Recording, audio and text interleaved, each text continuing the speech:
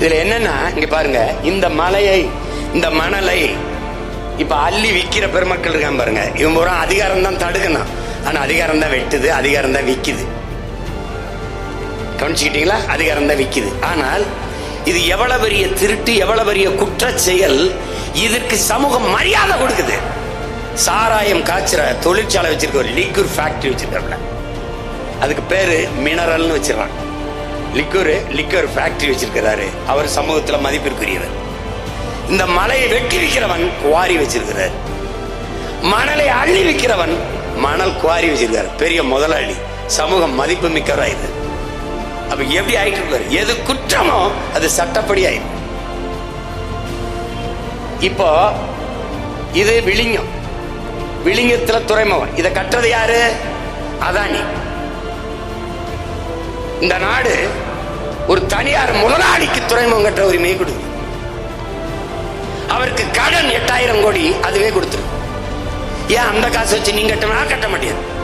ஏன்னா இடையில ஒரு தரகர் அவருக்கு தேவைப்படுது. இவர் கட்டுற கேரளா துறைமுகம் யாருக்கு? கேரளாவுக்கு. துறைமுகம் யாருக்கு? கேரளாவுக்கு.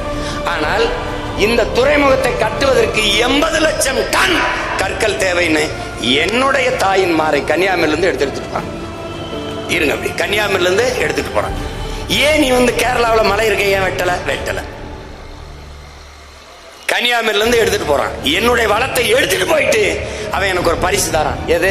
குப்பையை கொண்டாந்து கொட்டிட்டு போறான். இங்க மண்ணை எடுத்துட்டு போக வேண்டியது, மண்ணை அங்க கொட்ட வேண்டியது, குப்பை அள்ளிட்டு வந்து என் ஊர்ல கொட்டிட வேண்டியது.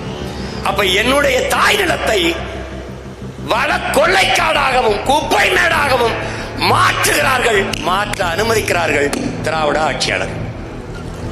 இந்த மாடலுக்கு பேர் தான் திருட்டு திராவிட விளம்பர மாடல். விளம்பர மாடல். இதுல எதுவுமே தெரியாதவன் நாட்டை அதிகாரத்தில் உட்கார்ந்து ஆண்டுகிட்டு பாரு குப்பையை பத்துக்கு. அவன் நமக்கு கொடுத்த பரிசு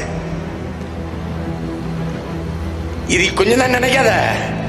மருத்துவ கழிவு, ஆடு மாடுகள் வெட்டிய குடல், அந்த கழிவு, குழந்தை பிறந்த குழந்தைகள் விழுந்த இறந்த குழந்தைகள், அதனுடைய கழிவு எல்லாத்தையும் கொண்டாந்து கொட்டிட்டு விட்டான். பாத்துக்க. இதை எதிர்த்து போராடுறதுக்கு ஒரே ஒரு கட்சி தான் இருக்கு, அது நாம் தமிழர் கட்சி தான் போராடுறது. என்னுடைய தாய் நாடு உன்னுடைய குப்பை மேடா என்ற கேள்வி அதை எழுப்பு. நம்ம மட்டும்தான் கேட்கிறோம்.